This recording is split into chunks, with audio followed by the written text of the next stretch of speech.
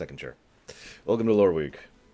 All the lore for your week. But we have no lore this week. I am actually data. No, so, as ever, I like to start these up with a few little tidbits. I don't have a lot of Gray 17s for you, unfortunately. And yes, I'm actually sad about that. I finally implement the Gray 17 thing, and I'm, like, struggling to get any. But I do have a couple for you, which kind of made me just raise an eyebrow. This isn't quite a Gray 17. But there's this one person here during the FF13 lore run, and I'm just going to quote this word for word, said, I'm not trying to be rude. He just seems very arrogant playing this game and how he won't give his opinions on certain things and almost treats his audience like children.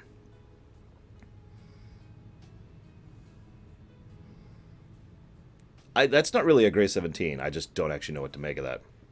Yeah, of course, Anthony. Why couldn't you? I may ban you forever for asking questions. I'm kidding, by the way. I do have a couple of genuine Gray 17s for you. Actual Gray 17s. First of all, this is a comment on one of my Phantom Menace videos. So, for those of you not relevant, or not remembering, I actually was... Oh, whoops, I left Rosebud up. Sorry, that was from the Wonder Woman thing. Sorry, hang on, where'd I put that? Where'd I put it? There we go. Sorry. I didn't, would be my answer to you, Anthony. I have an idea, though. When did you donate it? Because I think I know what might have happened, theoretically. Anyway, so this person on... so when I was doing my Phantom Menace rumination, I called him Qui-Gon instead of Qui-Gon. Now, anybody who knows me knows I tend to have issues with pronunciations. It actually... I don't know why, to this day. It takes legitimate effort for me to actually force a mentality, a pronunciation into my mind. Because otherwise I just go with what it looks like it should be. Civ 6 won today, by the way, guys. Just to make that clear. Civ 6 is what we're playing after Loreweek. So, I do occasionally screw up on pronunciations, even though I have heard them said. And I have to take that effort to remember it's Qui-Gon, not Qui-Gon. So, fair enough. But here's the full comment. Maybe he read it in one of the novels. It irked me over and over how I would say Qui-Gon. Maybe Juju Banks called him Qui-Gon. Anyway, this guy takes sci-fi way too serious. Guys, I take sci-fi way too serious. Hey, Valvaxis has been around for a long time. Longer than WoW has been around, actually. I don't think Miss Proudmoore would be going to that film, Narlex. Juju Banks is what he called him, Darker. Anyways, here's a question for you, though. Why... I mean, you might be like, well, that's a fairly mundane Gray 17 comment, and it is. The reason it qualifies as a Gray 17 comment is because that's bullcrap. Imagine if for a moment I walked up to someone and someone was like, oh man, I just got this custom 94 Chevy, 64 Chevy, and I've touched her up, and I've got a new engine under the hood, and I've had to retool everything about the spokes. Oh my God, there was so much rust built up on the brake lines, but it's okay, I got that fixed. You know, he's going on and on about how much effort and work he's put into this car, and you walk up to him and say, man, you take cars way too serious. You kind of get why that's a wrong comment. It's the idea of looking at someone and saying, oh, what's that? You're very interested in something? You have a hobby about something? Well, screw you, you're wrong for being interested in it.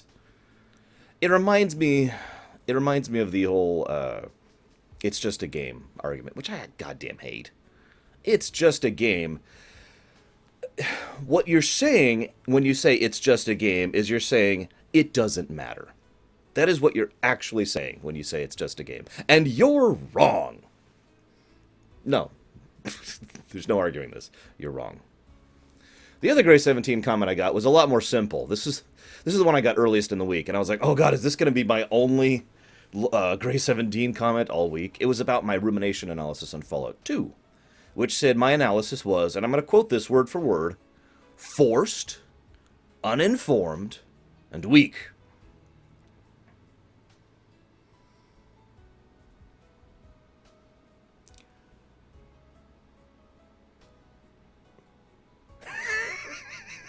I don't know what else to add to that, really. It made me laugh when one of the first things I do when I wake up, before I even leave my bed, is I pull my phone out and do a few things on the phone. Check my comments from the previous night. Uh, check Discord, make sure everything's good over there. A few other things. So that was one of the things. I woke up in the morning like, oh, what's this? And I just started laughing right there in bed. It was great. Anyways. Okay. So enough about Gray 17s. That's all I got. Yeah, exactly, Dakota. Maybe that's it, Narlix. Maybe they're trying to add more happiness to their life by insulting other people. I mean, whatever, I guess. Moving on. Let's go ahead and talk about some news items. Let's go ahead and grab... Oh, yeah, Anthony asked me a question which I never actually had a decent answer for. I mean, I'm just theorizing here. When was that, Anthony? Do you have a date? Because if you don't have a date, then this is going to be a lot harder to figure out what happened. Jeez, Valvedrix. Why is your computer crap? 24th of March. All right, hang on. June, May, April. Give me a minute. Give me a minute. May. Oh, for God's sakes. No. All of this year. June, May, April. March. Here we go. March. March 25th. Returned. Let's see what happened here.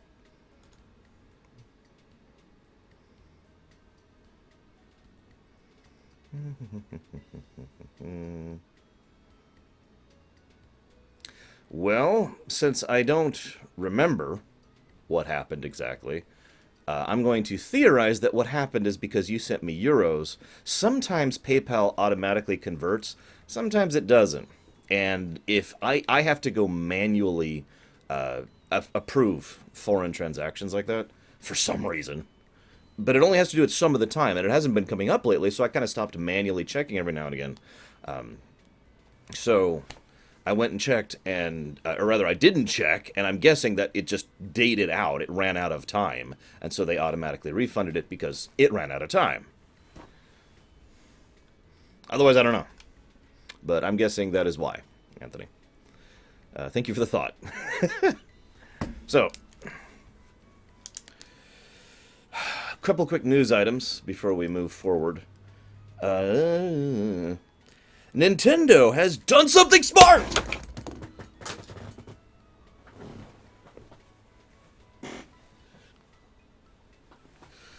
I'm in shock, guys. For those of you not aware, they have this online service for the Switch, right? And they were like, we're gonna charge every month, and you're gonna get crap and blah blah blah. So they apparently, I'm in shock of this. They actually listened to the feedback. They listened to all the feedback from many different people, and so the new setup, which they have changed it to, is going to be way the hell better. First of all, it's going to be $20 a year for the online subscription service, which is way better than it was going to be. And, hang on, where is it? Now, they haven't 100% clarified on what the classic library is going to be that's going to be available to people who do the online thing. We do know for 100% certainty that you're going to have access to NES games, probably on the Switch. SNES games is a theoretical. Not sure what they're going to do with that. Not sure if they're going to just move that over the Virtual Console. There's some talk about GameCube games being included in that. But there was one other thing they were doing that changed it.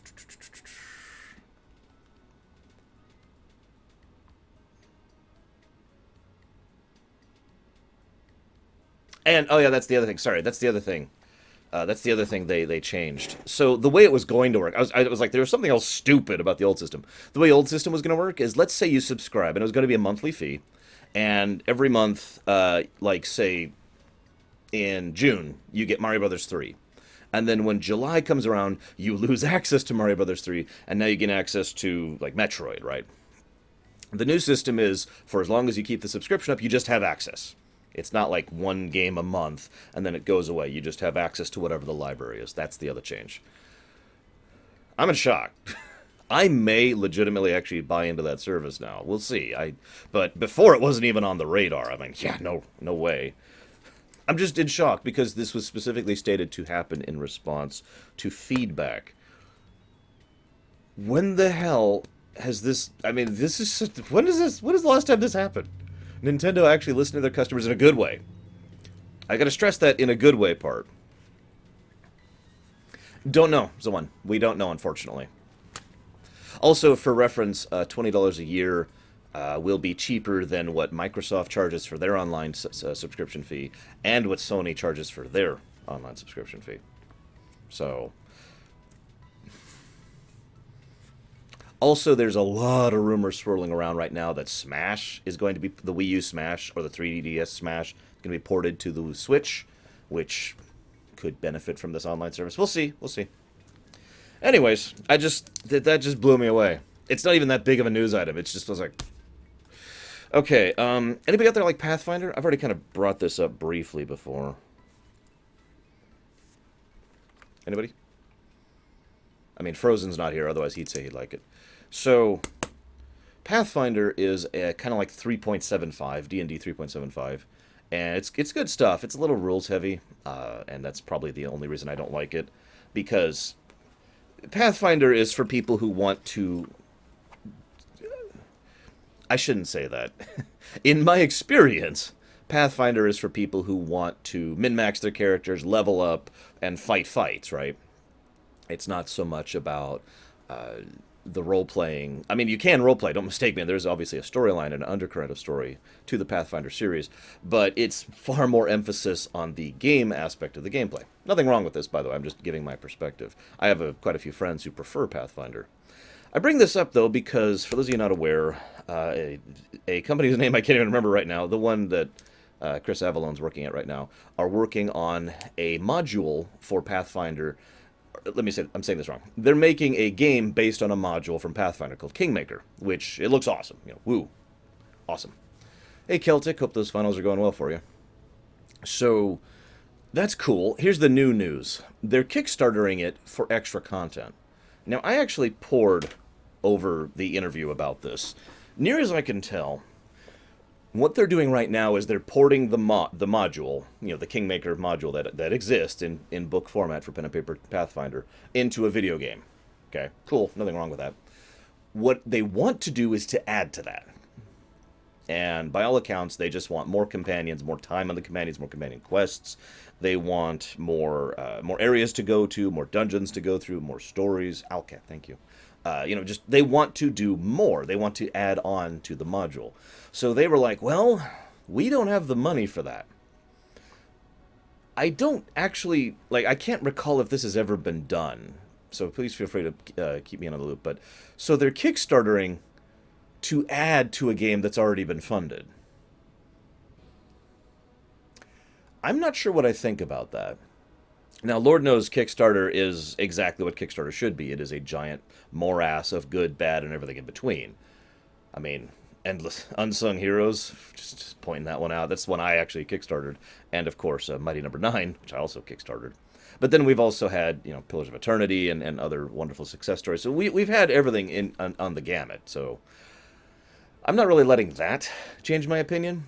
What I'm weirded out by here is the idea that they're adding, specifically going out and saying, our publisher is not giving us the budget to make what we want happen.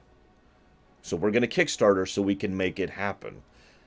That, and being the naive idiot that I am, that sounds like the kind of thing where I'm just like, done, sold, let's do it. I'm down with that. Oh my God, Valvedrix, what do you... Hang on, what is this?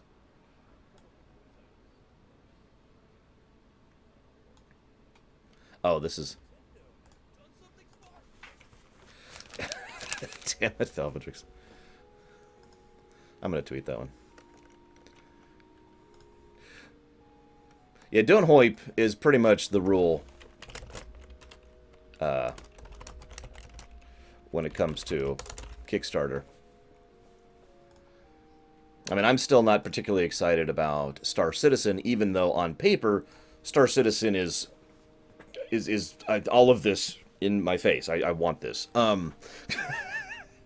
And when it comes out in 7 years, it'll probably be good. But anyways, so someone asked, I think it was Leander asked, what's Kingmaker about? So I haven't gone through the entire module myself. I've actually only played Pathfinder like maybe a dozen times.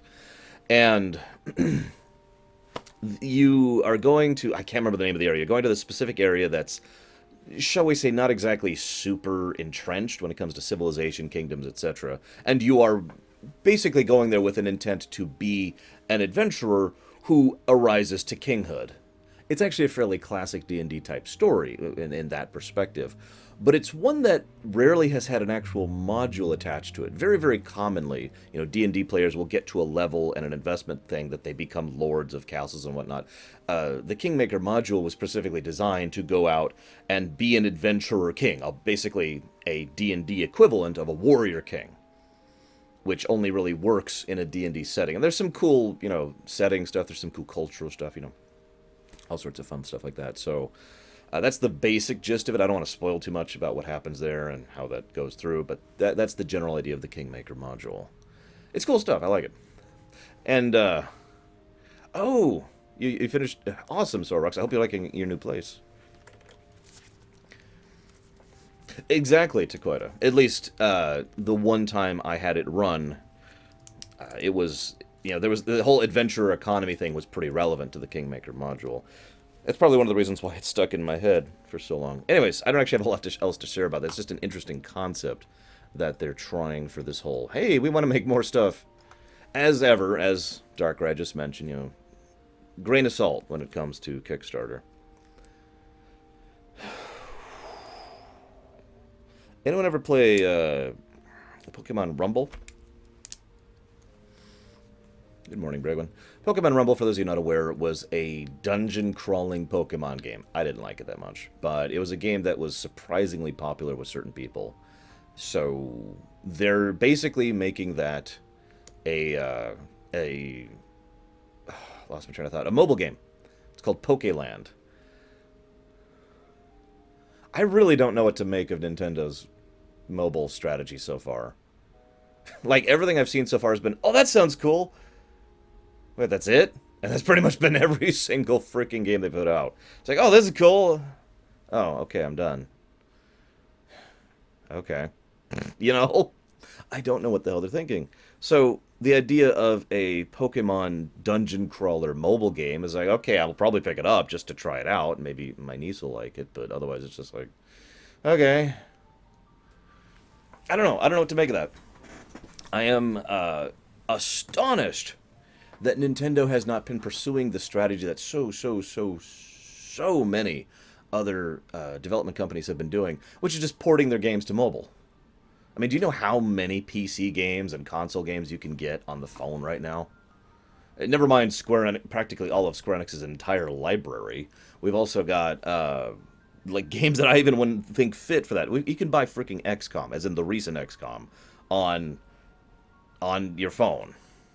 I don't even want to think of what a nightmare that is to control with okay, no, don't click that, no. And yet they haven't done that. Instead, they've been coming up with basically Gaiden games that are trying to take their IPs in different directions. Like, it's the kind of thing that on paper I should be like, yeah, but instead I'm just like, I don't know what to make of this. I really don't. I don't know what to make of this. I have no idea where they're going with this. Only if they don't really. You move exactly where Witcher. Yeah, KOTOR. KOTOR's on the phone, guys. Can you believe that? KOTOR. There are so many weird games on the phone. Anyways, the main problem if they were to port all their stuff to the phone, and I actually don't want them to do this, to be completely honest, is because if they do that, it means they're not porting to the virtual console, which is where I'd rather have that stuff. I would rather have, you know, all those older games in basically legal emulator format on my Switch or on my 3DS rather than on my frickin' phone.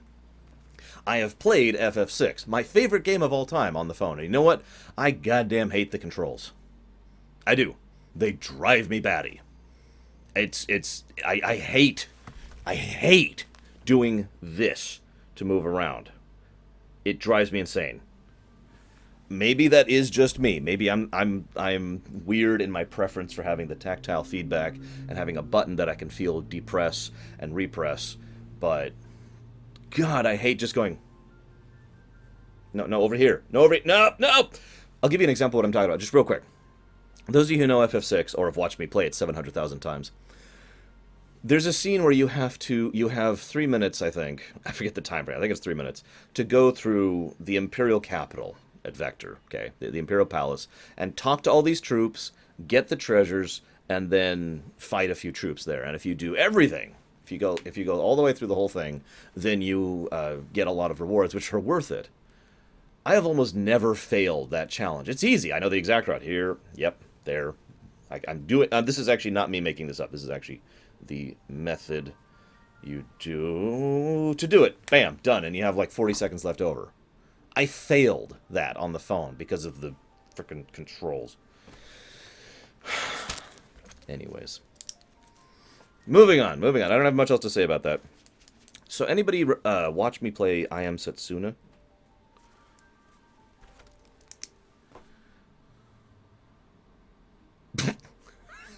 Really, Kay? Now, actually, Codex does point out a significant point. That is true, if I'm not mistaken. There are Bluetooth controllers that you can connect to your phone. But, I mean, at that point, I'd rather just play on my 3DS, you know? Anyways, I Am Setsuna. So... I Am Setsuna was probably, at absolute best, a net neutral for me. The story started getting really good towards the end there. I'm not going to spoil anything, but the story started getting really good towards the end there. The music got a little repetitive, and I actively disliked the way they did the gameplay. Not the combat, per se, but the gameplay. It was my opinion, just in brief, that in I Am Setsuna, they looked at the old era of RPGs and said, well, let's just do that.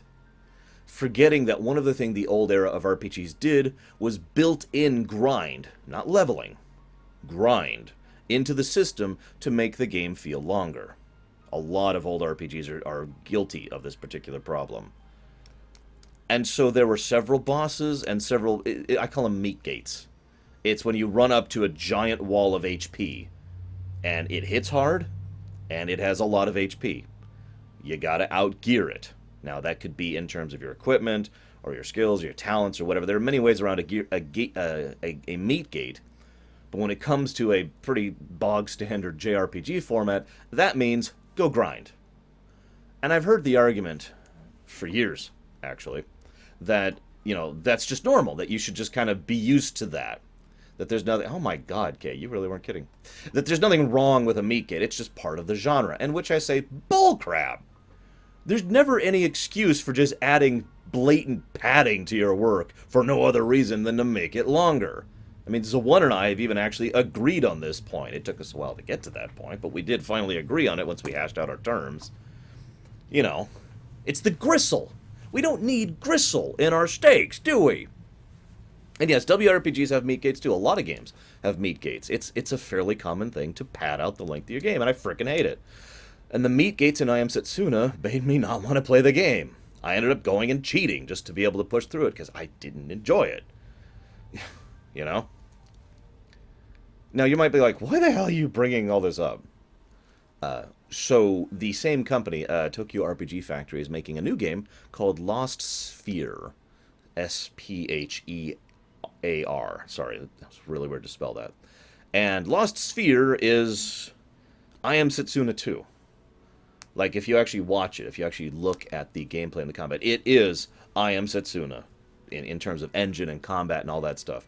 Difference is we're going to have a little bit more variety in terms of our terrain, but also the story is completely different. Near as I can tell, it has nothing actually to do with I Am Setsuna. It's just they took the engine, the combat, you know, all that stuff, and put a new story within it.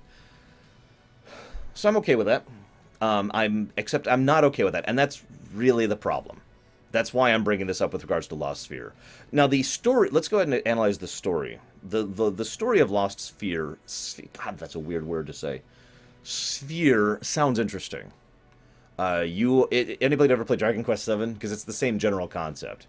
Hey, you're in this area, and there's nothing else, and you need to go restore everything else. Now, in Dragon Quest VII, that was restoring the islands that were put in stasis, thanks to... You know what, I'm not going to get into it. There's... Spoiler. There's this whole thing. In Lost Sphear, it seems that basically just sections of the world are gone and need to be brought back, need to be restored from whatever the previous state was. Okay, that's a good hook, in my honest opinion. Because it automatically provokes a dozen questions. Why is everything gone? Why do I care about them coming back? How am I bringing them back? In what state are they returning? Like, am I just rebuilding the buildings, or are people coming back? You know, I mean, there's a lot of questions that are just, bam, right there off the start. Good hook. I'm with it. It's I Am Setsuna's combat, and so now I'm not even sure if I'm actually going to play it. Because, remember, what was my big complaint about I Am Setsuna?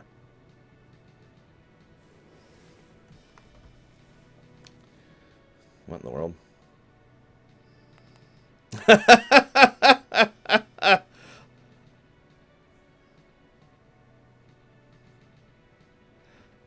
I can't use that joke on my show, you realize.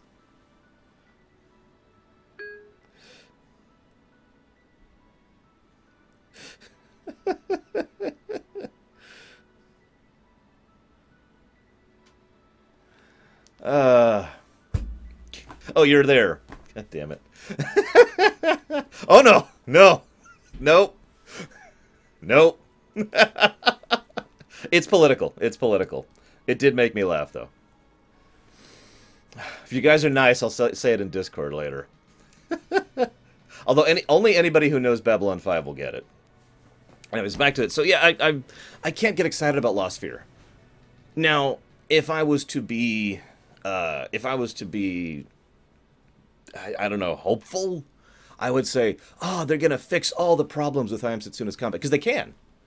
Remember, the actual combat system of I Am Setsuna itself is not actually that much of a problem. That's not really the issue.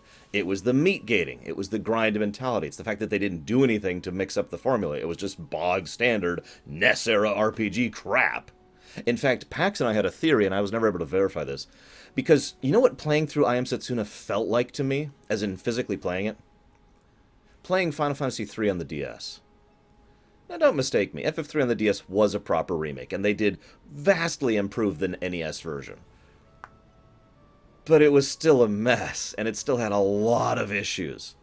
Like, a huge number of problems and difficulties with regards to the fact that it felt like slogging through a very, very old game. And that's what I Am Setsuna felt like. Anyways, if I wanted to talk about this more... I would point out that one of the biggest problems with this mentality, in my opinion, is that people seem to think...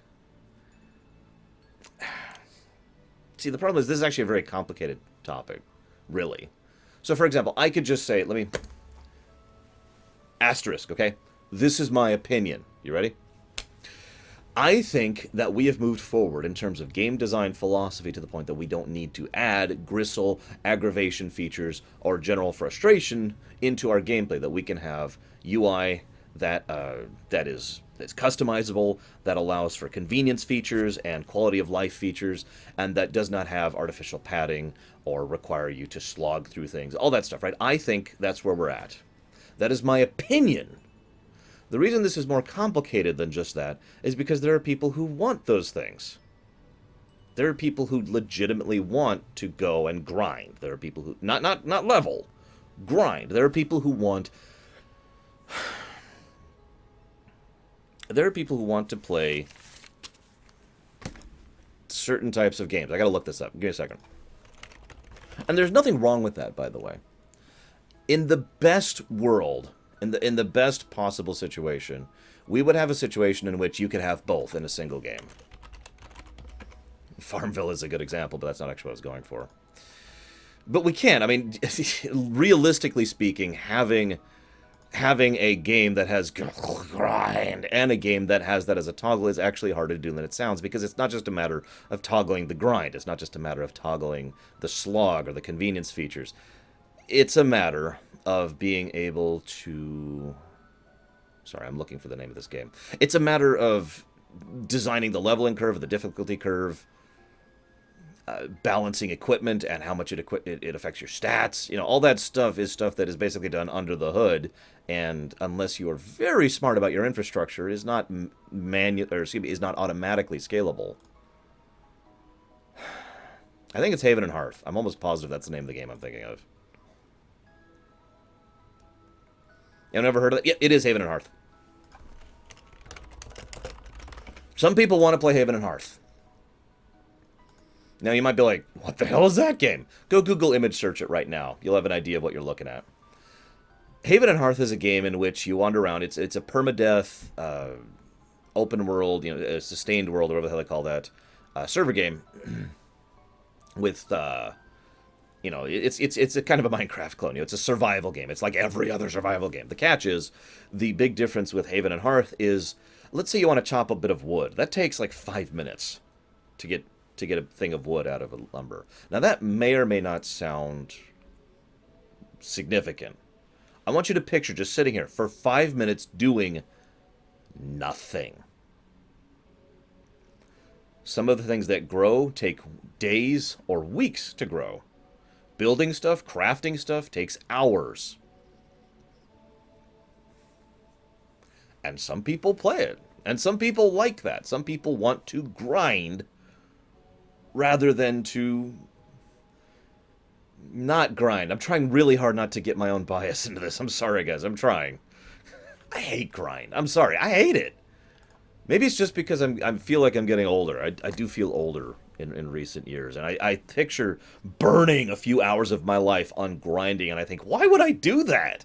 I have so little time as is. I have a billion things to do. Things that are actually interesting or engaging or make me actually have effort or have fun or accomplish something. Why would I just sit here doing this?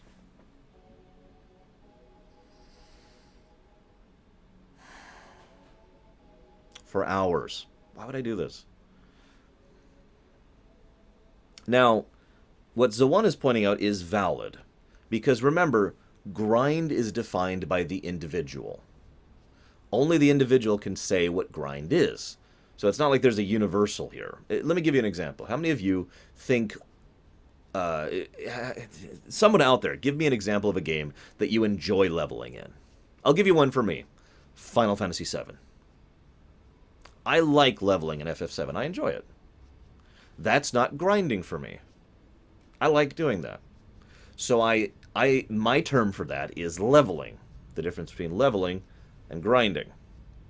If I wasn't enjoying it, then it would be grinding. That's why it's defined by the individual. Because the key significant definition of grind has to do with you and what you enjoy, what you pull out of the process. Whether you are engaged or you feel like you're accomplishing something or in some way you're enjoying it. For whatever reason. I'll give you another one, FF6. I like leveling in FF6. Now, I know FF6 so damned well that I have a particular method of leveling, and I do minimize the grind in FF6 significantly. But I can do that because I know what I'm frickin' doing, you know? Yeah, exactly. Leander, that's a great point. It's that one more turn feeling that some people get from leveling. One more thing. Maybe if I do this, I get this. And of course, now I will say we have a few things that we can at least most of the time attach to leveling that are not attached to grinding. Because most of the time, again, asterisk, most of the time, when we're talking about grinding, we are talking about this. No effort, no skill, just mashing A, right? A lot of times, again, asterisk, a lot of times, leveling tends to involve doing something. By the way, this is actually segueing into my point. I'm actually neatly tying this into the point I've been saving for 2 weeks at this point. Which is, I just have a word here called leveling. I'm going to go ahead and make a timestamp here, because we're officially talking about the second topic now. We've moved on from Lost Sphear. So, let's say for a moment that I am... let me give you kind of basically a fictional scenario here. Let's say you've got an enemy. Now, you can mash A on this enemy. And you get 5 experience for killing it. Woo! Okay. Let's say that while you're fighting, same enemy, if you happen to attack at the right time while he's attacking, you parry it and you get a little bonuses of X. Which K just reminded me of with the Kingdom Hearts 1 thing. Or say if you dodge it a certain number of times, it gets disoriented, and when it's defeated, it gives you more experience. Or let's say that if you hit it with certain types of attacks, it gives you more experience on top of the base 5. This is probably one of the only ways I've seen personally to include grind and leveling within the same system, to reward the player for going above and beyond to do something different with regards to the combat while not requiring it, because they can just kill it. Yeah, overkill's another good example. But this brings me to my point. Leveling. That's, like I said, it's the point I wanted to talk about. Now, I'm going to give my opinion first, and then we'll talk about this for a moment. In my opinion, there are 2 types of leveling that I can... well, that's not true. I'm saying that wrong. There's 2 types of grinding, either leveling or grinding, that I am okay with. Let's say that I'm fighting a... I don't know, a behemoth. We'll just use FF as an example. And it's like, oh my god, behemoth, quick, dodge, roll, and it's this really difficult fight. Oh, he kills me. Okay, and I go back. I'm going to try again. Okay, do this. Okay, I can hit its tail. It's weaker there. Tail. Okay, there we go. Really hard fight, and I'm rewarded with tons of experience and tons of loot, okay? I love that. I prefer, this is actually my preferred level of leveling. It's just, I rarely find this. I prefer to fight a difficult enemy who requires me to be on it and careful and precise in whatever system it is, and then I am rewarded significantly for the effort. That's my preferred method of leveling, right there. Again, opinion. But there's one other type of leveling, that is to say grinding, that I am okay with, and that is completely bog-standard, mindless grind. Now, that may sound weird, but it's come up recently, and I want to explain why. Because completely bog-standard, mindless grind is, okay, here's an enemy. Okay, they're dead. Okay, here's an enemy. Okay, they're dead. And you're smashing A at this point, right? Or auto battling or whatever. So you can just push through them without really thinking about it. Because each fight's only giving you like 1 or 2%, right? Now, obviously, that's not something I want, but it's better than the alternative. This is what I want to get to. Some games have this thing where they're like, hey, I've got an idea. Let's make every fight this big. Oh, God, we need to do this. And dodge and roll. And, okay, what do we get? 5 experience. How much do we need to level? 10,000. I bet you can think of some games that do that right now. This is relevant even in games that don't actually have leveling mechanics. In terms of loot that you can get from an enemy, or in terms of, like lore or talent points or money, just straight up money. This has come up recently because, I know this is going to sound weird, but I've been playing through games like Witcher 3, Fallout 2, Planescape Torment, and Arcanum. And all of them had a different approach to this concept. Hi, Formosan, by the way. I've said this before, and I've said this again. If you're going to make every combat matter, which I like, by the way, I prefer that. Remember, I prefer to be challenged and rewarded. You have to reward me. And you have to lower the number of encounters. That's the other thing. If you're going to have every fight be this big doom thing, it has to be rewarding, and you have to have less encounters. Otherwise, this is, of course, my opinion, but I'm still in my opinion phase. Because otherwise, it goes like this. I'll tell you exactly how my opinion goes. Oh, man, that was an amazing fight. Oh, I didn't get that much reward from it. That's okay, that's okay. Oh, another one of those things. Oh, God. Okay, I barely beat that one. Another one of those things? I don't want to play this anymore. Like, it gets to the point where I feel like I don't actually want to play anymore. Because it's because it has become grind. Because even though, this is why I brought up that earlier point about, most of the time adding complexity to a fight complexity leveling gets rid of grind. And yes, FF13 was exactly like this. Because adding more complexity to combat does not necessarily remove grind. In fact, it can make things even grindier, because then you have every single battle you need to do the prep and drink the potions and use the tent and rest at the bonfire and let your health regen behind a thing. You have to go through all the process every frickin' fight, and then you have to do everything every frickin' fight, and it just becomes a chore. It's actually the Reese's philosophy. In other words, do you like Reese's Pieces? Like, or Reese's peanut butter cups? I do. I love Reese's peanut butter cups. I wish I could eat them more, but throat. So, Reese's powder cup. Oh, it's great. Another one? Okay. Why is there another one? No, stop! You just start shoving them down your throat, it's going to start being terrible pretty quickly. Yeah, it's not a game, it's work. Exactly, Takoida. You need to... And it drives me crazy, because we have ways to make that not an issue. Hey, Killer Beans. We have ways to make that work. Stretch them out more. Make them more rewarding. Do both. Just boom, there you go.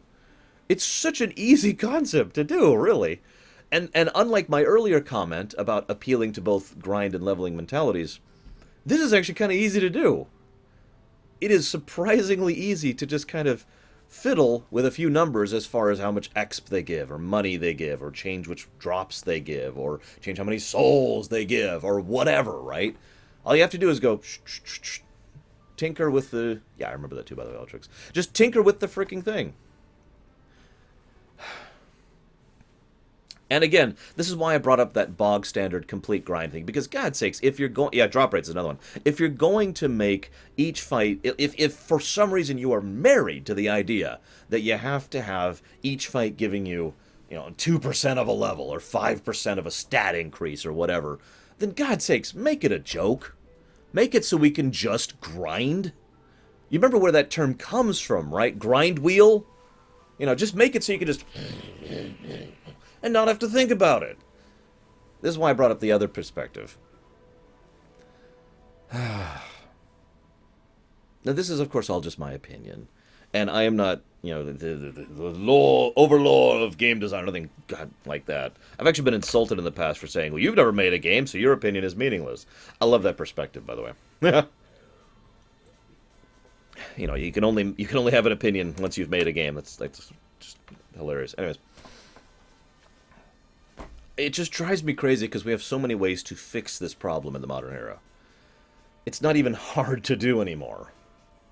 Now, I get why this problem has existed in certain periods of time, either because of new developers, or because trying to stretch out the experience, or because of appealing to a certain arc, or appealing to a certain marketing group.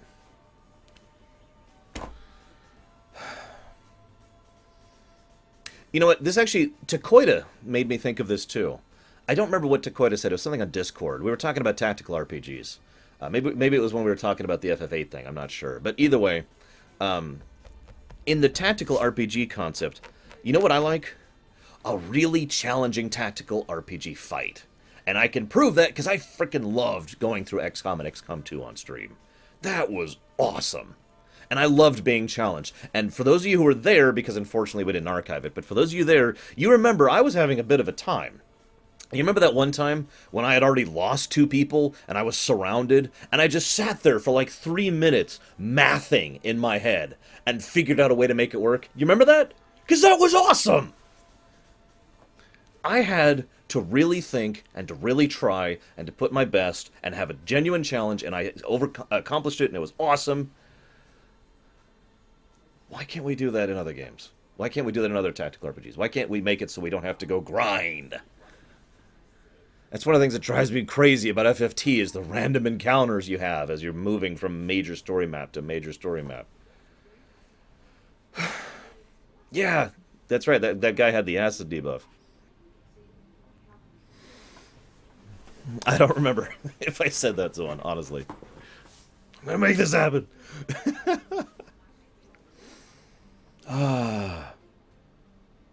And the other thing I want to say, just while we're on the subject here, really quick. I've heard the argument before, which I violently disagree with, that you have to have grind, that you have to have repetitive, boring fights, or lots of difficult fights. In other words, basically, you have to not be rewarded. There has to be lots of encounters. You have to deal with the grind in a Japanese RPG, and I cannot stress how much I don't agree with that sentence. I mean, what?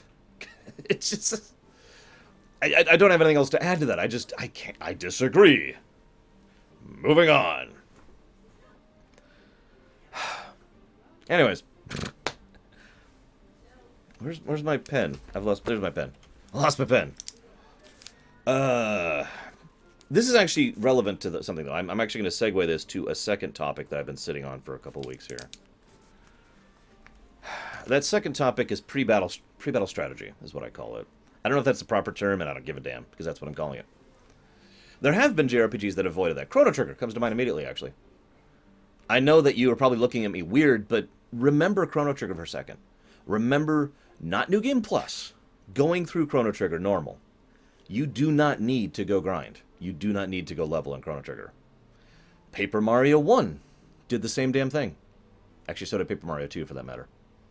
You don't need to go grind in those games. They are properly designed with regards to leveling curve and the difficulty, so that as long as you're just playing through the game, you are at the level you need to be properly challenged. That's good game design right there. Anyways, pre-battle strategy. I don't remember where this came up. Oh, no, I do. It came up because of 4X games. We were going through Endless Space 2 is what really prompted this for me. Because we went in and we're like, all right, and here we go. Here's the main fight. Now we just sit back and watch. You remember Endless Space 2? It was basically just we watched the battle. It was cool and interesting looking, but a few people in chat brought up the idea of why aren't we doing something? Now, this is, of course, 2017, and we've moved forward a little bit in terms of game design and what we are capable of accomplishing when it comes to a game.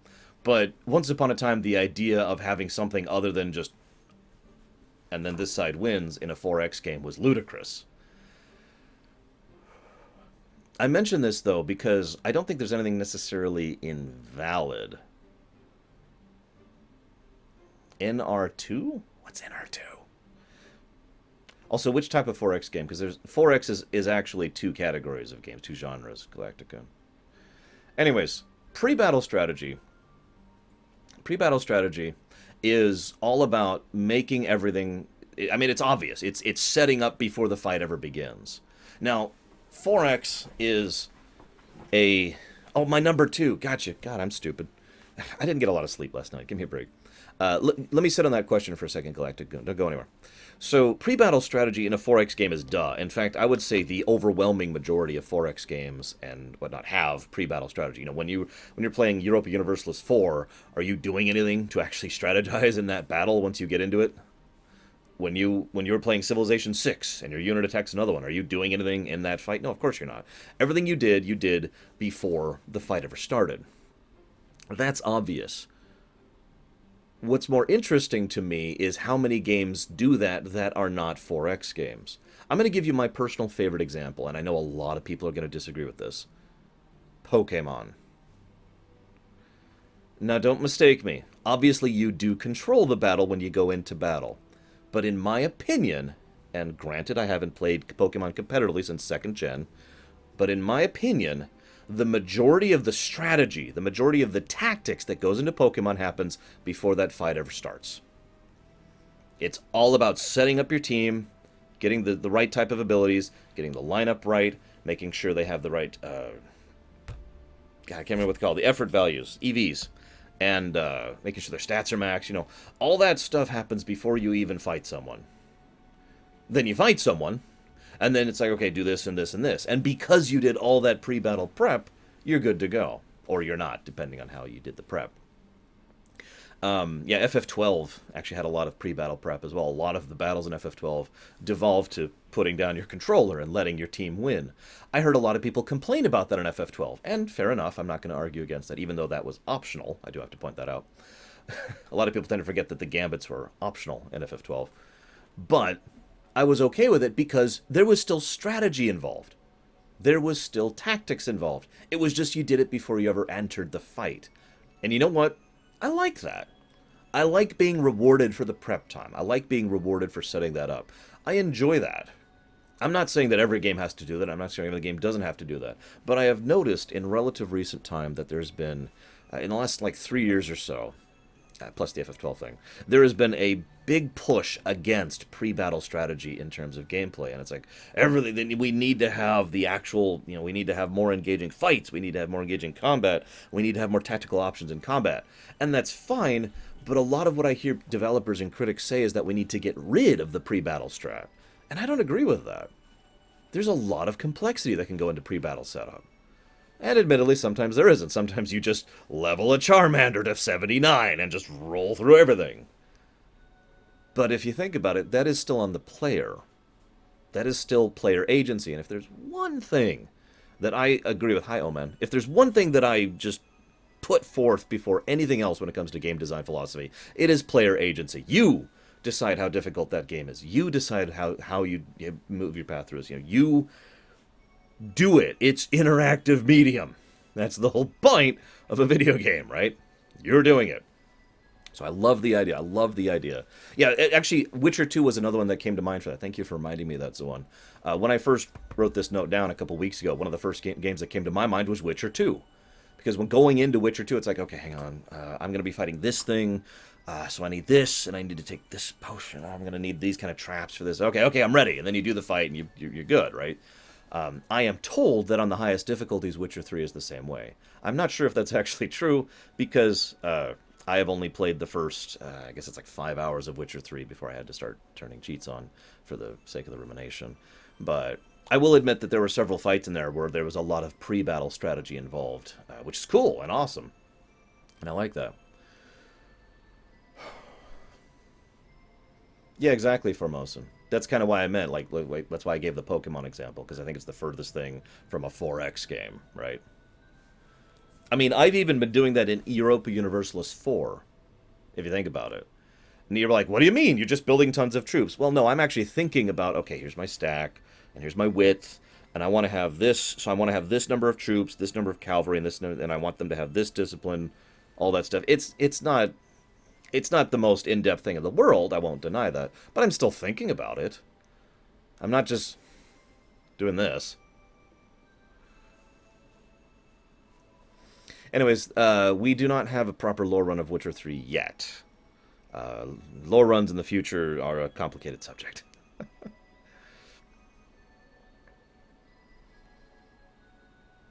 Actually, that's a good example. I think I'll go with Resident Evil 4. I know, I kind of default to that one because it's my favorite Resident Evil game. But between the inventory system and I guess the distribution, the way that drops work in Resident Evil 4, yeah, that's awesome. I love the fact that it's like, okay, hang on, I need to do this and move this, and I really need that shotgun in case I fight those guys again, so I need to make room for this. There is still some pre-battle prep work before you actually go into the fight that is involved in Resident Evil 4. Not sure about the other Resident Evils that much. I don't remember them that well, to be honest with you. But there's still some work that goes into that, and I like that. Hey, Ethel. So yeah, I just wanted to comment on that topic. It was brought up recently, like I said, with regards to Endless Space 2.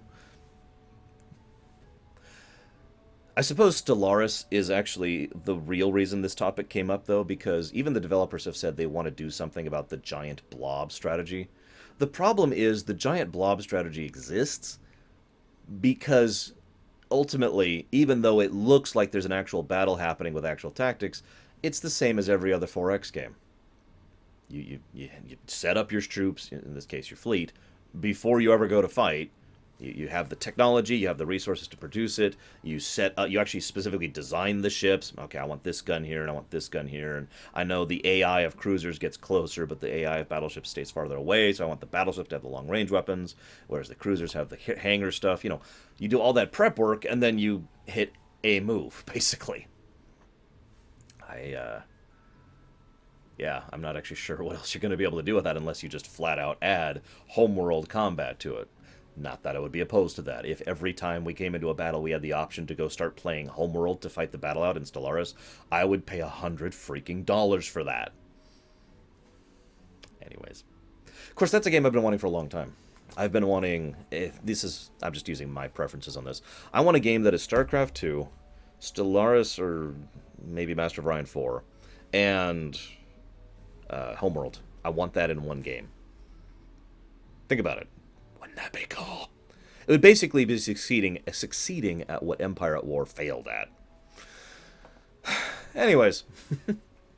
Let me answer Galactic Goon's question now that you've got me on that. Favorite 4X. So first of all, let me just go ahead and say that I don't actually consider Stellaris a 4X game. It is clearly a halfway in between 4X and Grand Strategy. I'm not saying that's a bad thing. I'm just saying I don't really consider it in the categorization. But like I said, there are two genres of 4X games, and both of them tend to be very, very different in their approach. Both of them are very diverse from each other. There's ground-based, Civilization, Endless Legend, technically Age of Wonders, all that stuff. And then there's space-bound, like Master of Orion, Galactic Civilizations, Endless Space, etc., right?